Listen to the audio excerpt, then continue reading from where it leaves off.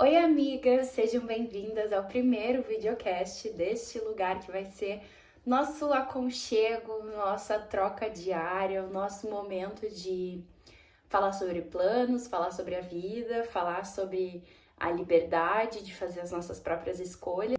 Eu já tinha pensado em começar isso aqui há muito tempo. Ontem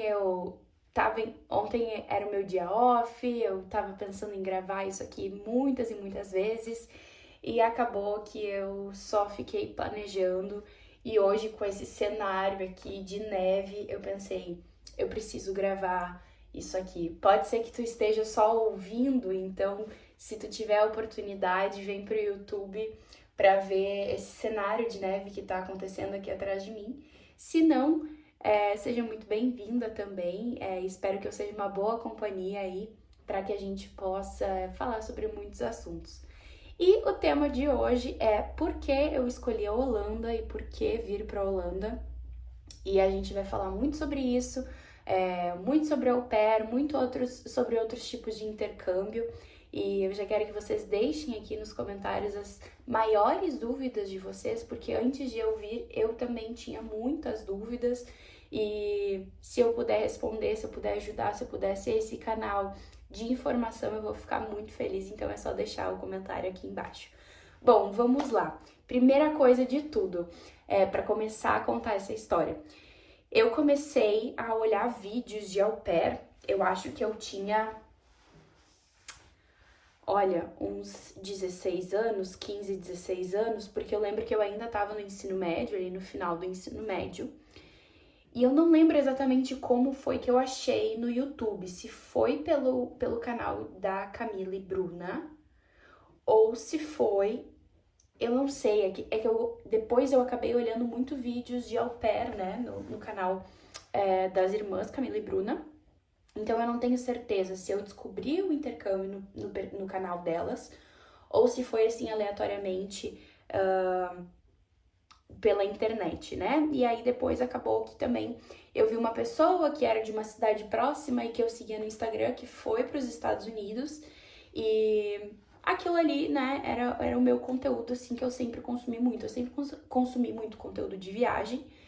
E acabei começando a consumir conteúdo de au pair também, porque aí um foi puxando o outro, os vídeos no YouTube foram aparecendo de outras pessoas também, então eu assistia muito esses vídeos. Aí eu comecei a namorar, eu tinha 17 anos e eu não pensava, né? Eu pensava em construir a vida, enfim. Era um sonho sim fazer o intercâmbio, era um sonho, né, algum dia fazer alguma coisa. Mas quando a gente começa a namorar, as nossas prioridades mudam também, os nossos planos mudam, né? E aí tu começa a fazer planos com teu namorado. Então os meus planos, eles foram, começaram a ser feitos em casal. Mas eu tinha essa vontade muito grande no meu íntimo de algum dia fazer alguma coisa. Mas era aquela dualidade de o que fazer. Na verdade, eu não tinha o questionamento, né? Eu vivia a minha vida de casal. Eu tinha esse sonho, eu tinha essa vontade dentro de mim. Não acontecia nenhum embate, né? E aí, quando eu decidi que eu queria fazer o intercâmbio, muitos anos depois, porque imagina, eu acho que eu comecei a ver isso com 15, 16 e eu vim com 25. Então, imagina, 10 anos se passaram, né? E desde que eu conheci, assim, o programa. E aí, início de 2024, eu decidi que eu queria fazer o intercâmbio. Então, eu reorganizei toda a minha vida, comecei a me organizar para isso. E o meu plano A era ir para os Estados Unidos. Então, eu fui na entrevista com a agência, entrei em contato com a agência da minha região. Tinham várias, né? Mas então fui na mais próxima. Fui na entrevista com a agência, me passaram todas as informações que eu já sabia, porque eu já sabia do programa em si, né? E aí, o que eles me falaram? Eu falei, tá, o que eu preciso então fazer? Porque, por mim, eu já pago aqui o negócio e a gente já começa. Daí elas falaram assim, não vamos pagar a taxa agora, porque... informação importante. Eu ainda estou em tratamento com meu antidepressivo. E aí elas falaram, antes de tu fazer qualquer coisa, a primeira coisa, na verdade, que a gente faz quando tu paga a taxa é mandar o laudo médico é tipo uma consulta, mas é uma consulta que tu preenche a ficha. Não é uma consulta com o médico, né? Para ser avaliado. Como tu tem essa questão da medicação e tu já nos falou, a gente vai primeiro mandar isso, vamos primeiro fazer essa consulta e não paga a taxa agora. A taxa, se eu não me engano, era uns R$700. Porque se tu pagar a taxa e não passar na consulta, tu vai perder a taxa, não é reembolsável. Então, vamos fazer isso aqui, a gente tem, né? A gente tem acesso a isso e vamos ver o que vai dar. O resumo da ópera foi, não fui aprovada na consulta por causa da minha medicação. Eles disseram que eu precisaria esperar 6 meses pós-tratamento finalizado, né? Ah, Mari, por quê? Porque eu não podia representar nenhum gasto para a família que eu iria ou até mesmo para o governo. Então, eles pediram, né, para esperar 6 meses do tratamento finalizar. Eu poderia ter mentido? Talvez eu até poderia, mas naquele momento eu queria jogar com a verdade.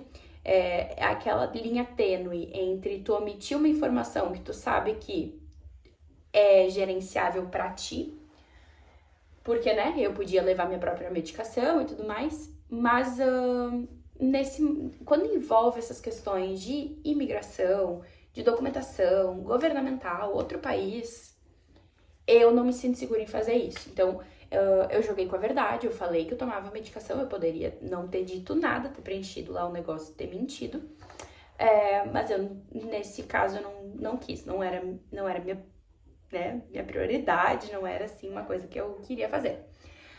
Acontece que eu fiquei muito arrasada, mas eu sabia que eu viria. Era uma coisa assim, eu sabia que o intercâmbio eu ia fazer. Tava disposta a fazer qualquer coisa. Isso poderia ser um perigo? Poderia.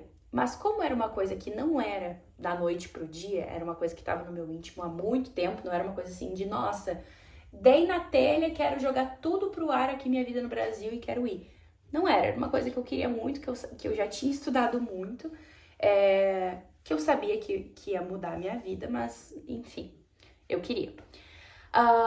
Então, com a mesma agência que eu estava falando pro au pair, eu comecei a ver outras possibilidades de intercâmbio, como estudo e trabalho, outros países, tinha até para Dubai, e era menos tempo, de 6, 3 meses, né? O au pair seria de 1 ano.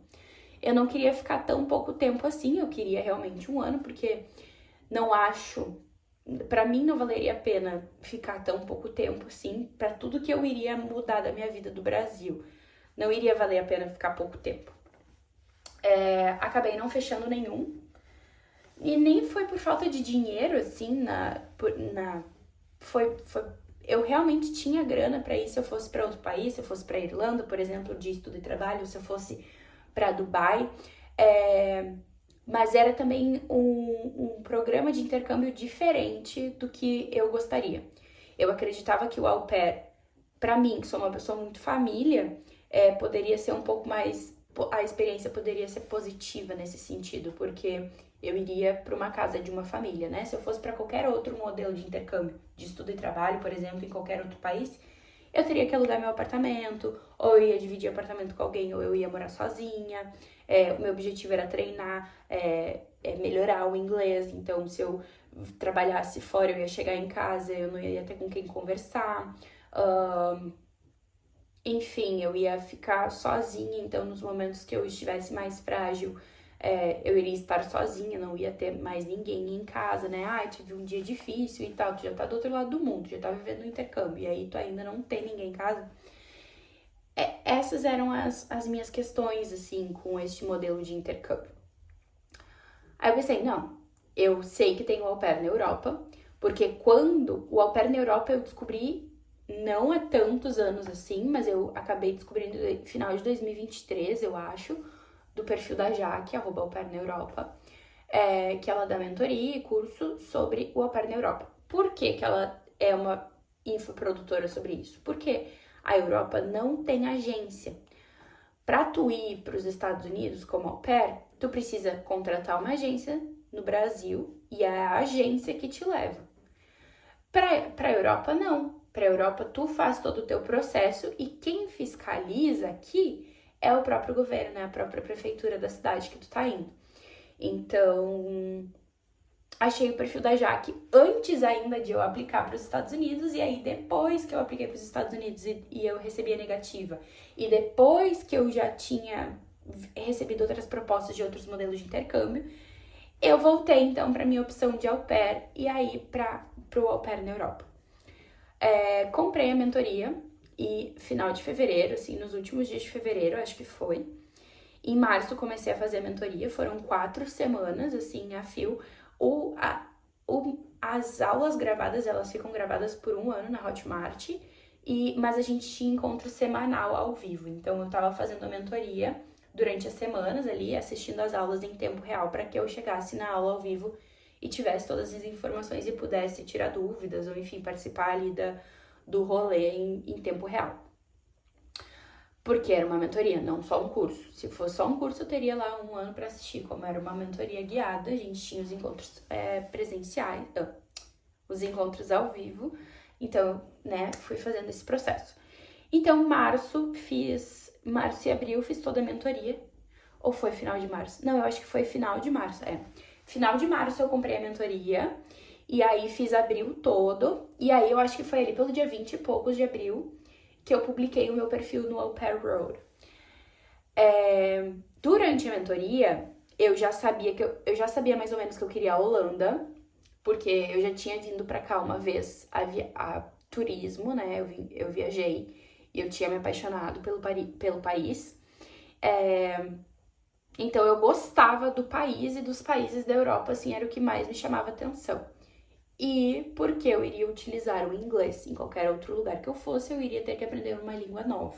Aqui eu já viria com o inglês, por exemplo. Para ir para a Alemanha, eu precisaria aprender o alemão e eu precisaria fazer a prova do GATE, que é a prova de nivelamento de idioma, para ir para lá. Então, nesse tempo, como eu tinha prazo, eu tava me colocando um prazo, tipo, por mim eu já saía do Brasil naquele período. Eu não queria ter o tempo de aprender uma língua nova e tal. Se eu fosse pra França, a mesma coisa. Eu ia ter que aprender o francês e eu ia ter que fazer a prova de nivelamento de idioma. Então, não era o meu objetivo. Então, eu queria vir e falar o inglês. Então, eu precisaria vir pra Holanda, que é o segundo idioma mais falado, né? Além do holandês. E então, publiquei o meu perfil final de abril. 2 semanas depois, no Dia das Mães, ali pelo Dia das Mães, eu já tinha fechado o meu match. Então, durante essas 2 semanas, eu mandei muita mensagem para muita família no Au Pair Road, que é o site que a gente faz o nosso perfil e que a gente encontra a família lá. É igual o site de relacionamento, tu vai publicar teu perfil com foto, vai te descrever, né? E aí, tu começa a se mandar mensagem com as famílias por lá. A família, se ela já quiser conversar contigo, já vai te passar o telefone, vocês já vão marcar a chamada de vídeo e assim vai acontecendo. Eu conversei por vídeo com 2 famílias, eu conversei por mensagem com mais algumas e eu mandei mensagem para muitas, centenas. Então, eu mandei mensagem para centenas, quem me respondeu por texto, eu conversei por mensagem e eu conversei com 2 até fechar o match. E aí acabou que eu fechei o match com a primeira que eu conversei. Minha primeira chamada de vídeo, a primeira chamada que eu fiz na vida, né? Então, as chamadas de vídeo, elas já foram em inglês. Eu tava mega nervosa na primeira chamada de vídeo, eu tentei não transparecer. E eu acho que eu não transpareci porque eu gravei no meu celular a chamada. E eu já assisti e eu não me achei nervosa enquanto eu conversava, mas eu tava bem nervosa.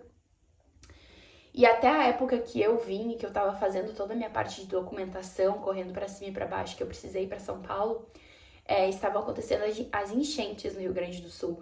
Então, assim, era um caos total, demorou ainda mais, foi mais burocrático, assim, e mais demorado. Ai, olha, eu acordava e dormia com pepino pra resolver, mas eu tava focada, assim.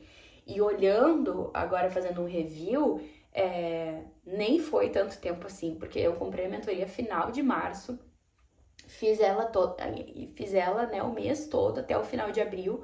Final de abril eu publiquei meu perfil, em maio eu fechei o match. Dia 18 de julho eu saí do Brasil e dia 20 eu tava aqui. Tipo, 20 de julho eu já estava na Holanda. Então foram, sei lá, 4 meses do momento que eu iniciei até o momento de chegar aqui. Então foi realmente muito rápido. Então os meus objetivos de vir pra cá eram esses, né? Eu queria a Holanda porque eu já conhecia o país. E também por causa do idioma, principalmente. Queria, né, enfim, queria praticar, queria conhecer palavras novas, queria continuar estudando uma língua que eu já conhecia, que já estava mais fácil para mim, para eu realmente melhorar, sabe? Para eu subir o nível da minha conversação. Muitas pessoas falaram sobre o clima, né? Ah, porque o Holanda não tem sol, porque tu vai pra lá, lá, lá, lá, lá. E até depois de chegar aqui, quando eu falo que eu sou brasileira, as pessoas ainda falam, nossa, mas tu tem um clima tão bom no Brasil e tu quis vir pra cá. E na verdade a parte do clima não era uma parte que me pegava muito, porque eu realmente não me importo com o frio. Eu gosto e prefiro o frio do que o calor. Mas tu sabe que agora, depois de estar passando pelo inverno, eu acho que se eu tivesse chego no inverno, seria pior. Porque a gente fica muito dentro de casa, a gente fica mais recluso. A felicidade, sabe? O nosso próprio humor, assim, ele fica mais sóbrio, mais sombrio, porque não tem sol, é frio e são dias. Eu passei o ano novo em Barcelona e até eu chegar em Barcelona, eu achei que eu tava de boa. Quando eu cheguei em Barcelona e vi o sol, eu pensei, gente, eu não tava triste em casa, eu não tava mórbida em casa, eu só não tava vendo o sol, porque foram 19 dias. Eu tava contando, né? Foram 19 dias sem ver o sol na Holanda. E aí, quando eu cheguei em Barcelona e tinha sol, eu pensei, gente, mas que vontade de viver que dá aqui. Não era nem só porque eu tava viajando, era por causa do sol mesmo. Tanto que depois que eu cheguei aqui, que eu trouxe o sol comigo de Barcelona, eu me reapaixonei, sabe? Eu cheguei em casa e pensei, ai, que bom tá em casa, que coisa mais linda, que lindo que é aqui, com sol. Então, realmente, assim, a experiência, eu acho que ela seria muito diferente se eu não tivesse chego aqui, sei lá, em qualquer outra estação que não fosse o inverno, que não fosse o verão, a primavera, enfim. Porque eu cheguei no verão, né? Cheguei em julho, um calor assim, ó. Eu não queria falar palavrão, mas assim, é um calor quase que insuportável, muito, muito quente mesmo. A gente foi viajar de férias, então foi legal também. Mas essa questão do sol, de poder sair, por mais que eu tivesse recém-chegado, eu não conhecia nada por aqui. Eu saía, sabe? Eu pegava a bicicleta e saía, ia caminhar, me jogava mesmo pra fazer as coisas, porque eu precisava conhecer, precisava sair de casa, né? Meu objetivo não era ficar em casa. E tenho certeza, assim, se eu tivesse chegado nessa fase que tá agora, que a gente tem que ficar mais dentro de casa, que a gente nem conversa tanto na rua, teria sido diferente. Então, minhas escolhas para vir para Holanda era porque eu já conhecia aqui, por causa do idioma, porque eu realmente não me importava com a questão do frio do clima mesmo, né? Apesar de eu ter falado isso agora, de que a experiência teria sido diferente, eu realmente não me importo com o dia que tá hoje, por exemplo. Eu só penso que seria diferente se eu tivesse chego de cara e já precisasse ficar trancada dentro de casa, entende? E eu amava, sempre amei Amsterdã, escolhi vir pra cá porque quando eu visitei Amsterdã eu pensei assim, gente, é meu lugar no mundo, nada como a energia dessa cidade. Mas eu sabia que eu não queria ir pra Amsterdã também, porque acaba que Amsterdã é uma cidade muito cosmopolita. Acho que uma das poucas cidades que tem ainda a sua pegada original, porque eu acho que é uma cidade que tem ainda uma originalidade holandesa. Mas eu queria a vida real holandesa. E talvez em Amsterdã ia se perder um pouco com a multiculturalidade, sabe? Porque é muita gente de muitos lugares diferentes juntos. Porque também é muito turista. Então, eu queria vir pra Holanda, mas não queria ir pra Amsterdã. E acabou que eu vim pra uma cidadezinha que é um chuzinho. Aqui em Breda tem mais ou menos 200 mil habitantes. Mais ou menos, assim. Não é uma cidade muito grande. Mas tem absolutamente tudo que a gente quiser. Tem cinema, tem McDonald's, tem até C&A. Então tem todas as lojas, sabe? Sephora, Sephora. Enfim, tem todas as lojas, todas as comodidades. O transporte público da Holanda, eu acho que é... Se alguém me pergunta, né, o que tu mais gosta daí? Eu sempre respondo transporte público. Ninguém entende, mas é realmente, assim, sério. E isso que eu já fui agora para outros países aqui da Europa também, né, e nenhum transporte público bate o daqui. Porque, na verdade, o transporte público daqui também é privado. O transporte público, ele não é do governo, ele é privado. Então, o ônibus é uma empresa que opera, que é a mesma empresa de trem, que é tudo a mesma conexão, assim, sabe? O aplicativo funciona muito bem, as rotas funcionam muito bem, tu consegue calcular o tempo, tu consegue colocar a hora que tu quer chegar, ou a hora que tu quer sair, ou o dia, e ele vai sempre te dar a melhor rota e muitas opções de rota. Então, assim, transporte público pra mim é um ponto altíssimo, assim, se não a minha coisa preferida, minha coisa favorita daqui, que era um dos meus medos, porque nos Estados Unidos, lembra que eu estudava, que eu via muito vídeo? Eu sempre via que as meninas falavam que tinha que ter carro.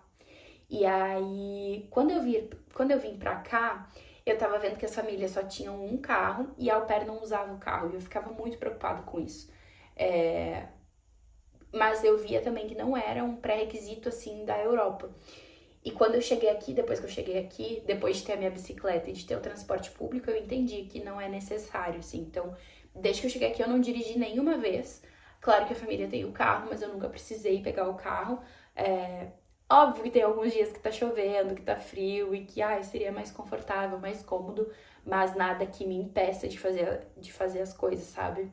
É tudo muito próximo, tudo muito viável. Não é que é fácil, mas é tudo muito viável. Então, a gente não fica preso dentro de casa.